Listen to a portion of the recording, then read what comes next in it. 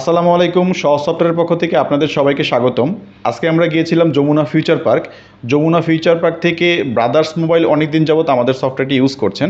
So আজকে আমরা সরাসরি গিয়েছিলাম আমাদের সফটওয়্যারটিতে কোনো প্রবলেম পাচ্ছে কিনা বা কোনো সমস্যা ওনারা ফেস করছে কিনা সেগুলো নিয়ে দেখার জন্য। ব্রাদার্স মোবাইল আমাদের সফটওয়্যারের মাধ্যমে ওনাদের প্রত্যেকটা পার্টসের স্টকের হিসাব, তারপর হচ্ছে ওনারা যে সার্ভিসিং করতেছেন, কোন কাস্টমারের কাছ থেকে কত টাকা সার্ভিস পারপাসে নিচ্ছেন, এই হিসাবগুলো করেন।